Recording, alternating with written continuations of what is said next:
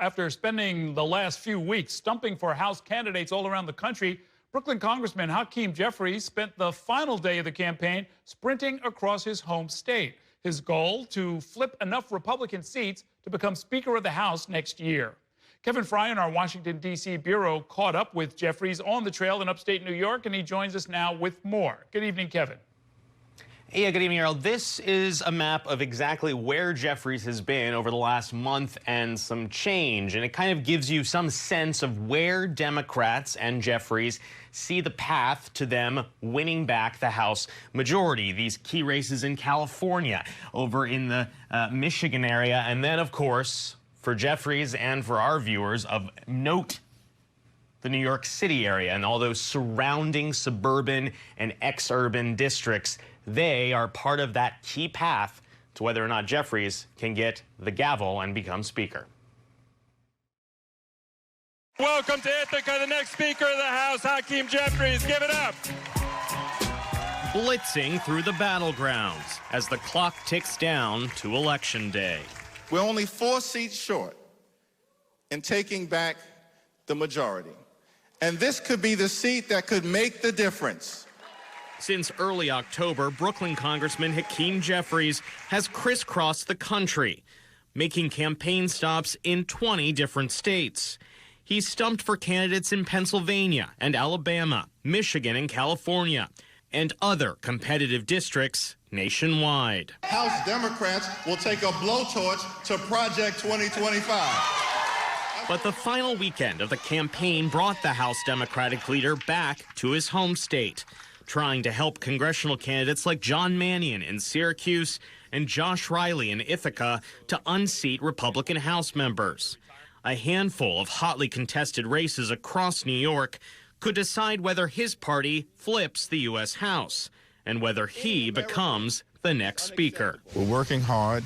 Day and night, we're going to run through the finish line. Jeffries tells Spectrum News he's confident Democrats can hold on to a pair of battleground districts on Long Island and in the Hudson Valley, while also picking off a few of the seats New York Republicans won during the 2022 midterms, inching his party closer to the majority. The push to win in New York is personal.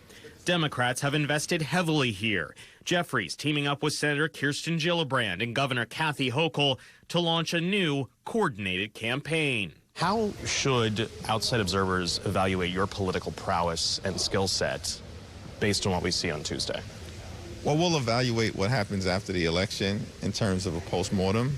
We've done everything that we could do in terms of building the ground operation, the coordinated campaign, raising unprecedented amounts of money to make sure that our candidates could communicate our vision for putting people over politics and our track record of accomplishment. New York's significance is not lost on Republicans. We're not just in a battle between Republicans and Democrats anymore. It's Speaker Mike Johnson, as part of his effort to deny Jeffries a chance at taking his job, also made campaign stops across the state over the weekend.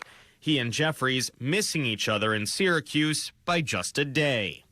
On the trail, Jeffries received a warm reception from Democratic voters, some telling us they're excited about the history he could make as the first black speaker. It's amazing to have national attention on Ithaca, on Tompkins County, and the 19th District in general. I have a grandson coming up, and I want him to see that everything is possible, that he can do anything that he wants to if he puts his mind to it. Jeffries says that if Democrats secure the majority, they will pass legislation to shore up voting rights and rein in prices for consumers. And come January 6th, he says, his party is prepared to certify the results of the November election. The extreme MAGA Republicans, unfortunately, cannot state clearly and unequivocally that they are willing to certify an election if and when Kamala Harris wins, and that is another unnecessary shot at our democracy.